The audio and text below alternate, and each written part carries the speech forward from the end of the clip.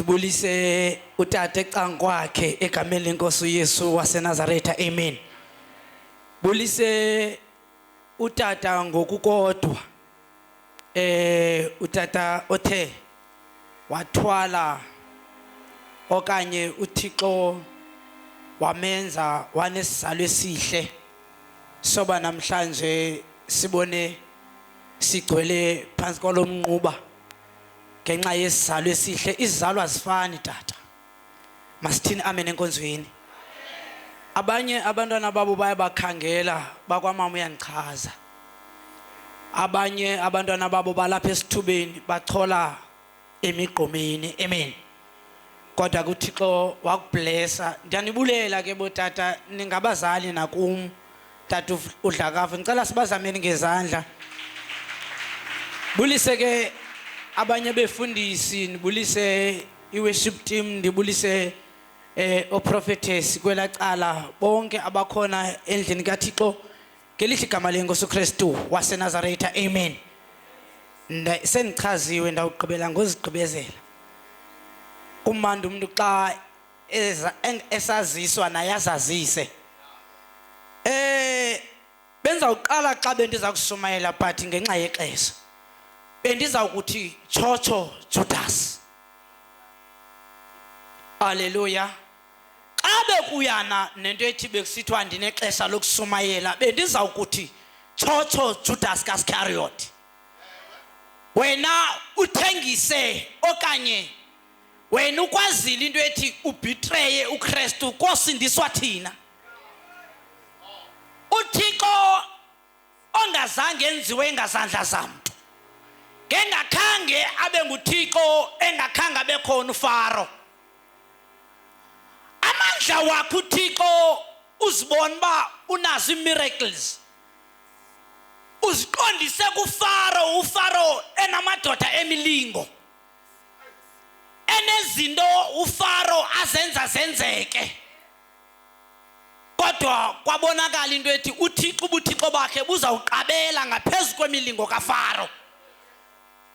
Wathi wabona uThixo uba angaqhubekeka because ibisisiqalo esiya, wabona uba angaqhubekeka ngeBhayibhile ithi yokutsho ekugqibeleni.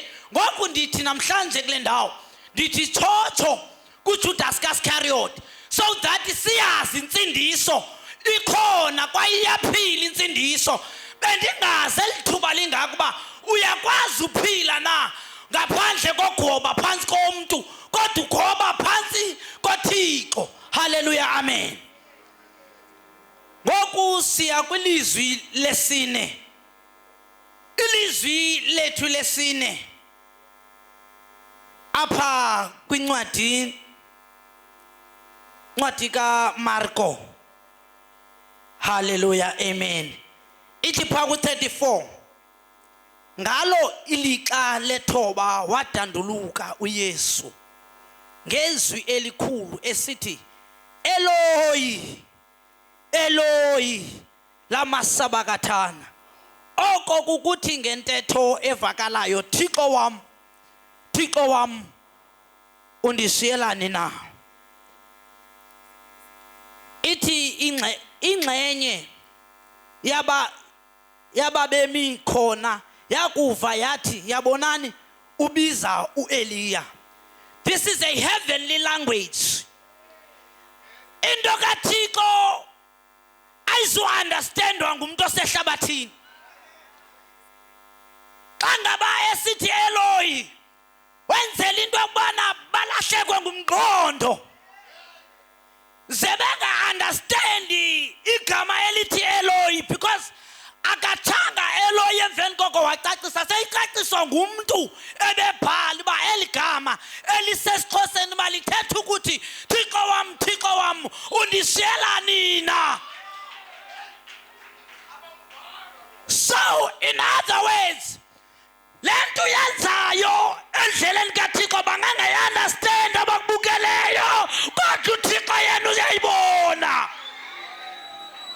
Into zikaThixo zibhalwanga made in China, kodwa zibhalwe made in heaven. Ngexesha thi lo mbhali Eloi, Eloi, akuba mhlawumbi kukho into amsitha ke owenzileyo kodwa ngenxa yesono sam nesakho. Ithi phaa kwincwadi kaIsaya simva kahle sithi udeliwe indoda enomvandedwa, ithi indoda ethwala isifo.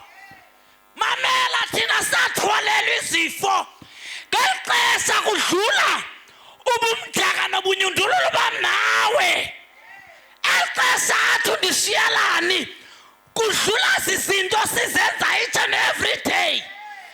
Kulapho khona ke ngoku athatha ubuso bakhe angafuni uzibona abubeke bucala ngoba in my vision mhlawumbi kwakudlula amayenyukazi, mhlawumbi kwakubonakala abantu abatshaya itiki, mhlawumbi kwakubonakala abantu abamkhonza ingathi bayadlala. Eloi, Eloi lama sabakathana. Elo gama ayingakuba mhlawumbi uboniswe uthi mamela ithi apha kwincwadi kaMateyu chapter 26 uthe xa ngabe phinde buya kubafundi bakhe wathi kubo lindani apha nithandaza. Ndithanda ivesi yokugqibela uthi umphefumlo wam ukhathazeke kakhulu kude kube sekufeni, which means wayebona eli lizwi. Hayi Nkosi yam, wayebona bubumnyama, wayebona izinto ezimanenthululu. Ngokweli xesha kudlula izinto ezingaqhelekanga ebusweni bakhe, because the Bible said masibe ngcwele ngoba nayo ingcwele. Hallelujah. So ngeli xesha wayeseyithathe uThixo lento uyiva umzekelo woba athi Eloi uva inhlungu esenyameni. Akuba ngeli xesha uKristu abethelelwa emnqamlezweni yonke laa nto ililizwi bekumele uba kuzalisekile. That is why sithi thotho Judas Iscariot, ngoba xa ngaba wayengazange uKristu abethelelwa okanye ambhitreye abanjwe ngesingekasindiswa. Haleluya. Ngokweli lizwi lithi Eloi, Eloi lama sabakathana, uzama ukuveza uKristu pha okanye uzama ukubona into ethi akho nto angayiviyo ngenhlungu zomnqamlezo. Ithi omnye wabo wathatha ivinika wayoqinisekisa into ethi uza kuyimseza yona. Haleluya. Mamela ngeli xesha uKristu aza kubethelela kuqokelelwe ihamile, kwaqokelelwa izikhonkwane, kwathathwa amaplanga. Iva uthi lo mfundisi uqhuba kohla kule ndawo uthi xa icacisa umntu akasoso uthi ngelo xesha ade athi amabhada bekungamelanga kufa yena, bekumele kufa thina boni. Haleluya. Phezu kokuba esuko atyhuzwa esuswe kwii-meetings ebekufana uba uye kuzo, mhlawumbi waendapha ebonwa enetyala engenatyala, kodwa ngenxa yecebo likaThixo, icebo likaThixo mhlawumbi nawe kunezinto ovayo into ethe kumkhonzeni uThixo ingathi awudluli kuzo, okanye kunenhlungu ozivayo elikholweni akuyekwa. Eloi, Eloi lama sabakathana. Haleluya. Noma na ungaziva zibe ngakanani wayilungiselela uba sesithi xa sikowutayo sithi noKristu wayiva inhlungu esenyameni, ngoba besingazumrecognize uKristu xa ngaba bengakhange ehle, because ithe iBhayibhile kudingekile emazulwini into yokubana ngubani ozawuthunywa emhlabeni. Ii-angels zafaka intloko phakathi kwamathanga zagqubothela ngeempiko zazo, ngoba umntu ngamnye ubona igazi eliza kuphalala. Akunanto ebimfihlakele uKristu ngala mzuzu. Bangcwele sithe Eloi, Eloi lama sabakathana. Nakuwe le nhlungu nayo namhlanje, I don't care ba mhlawumbi ububona ingathi ungakhalala, kodwa namhlanje yazi into ethi le nhlungu nayo noKristu wayiva. Uba sithi uKristu wafa nathi, wavuka nathi, nathi ke masazi into ethi safuna izinto zaphezulu ezasenyameni zibhangisiwe ngalowo wasifelayo unguYesu Kristu Inkosi yethu. Amen.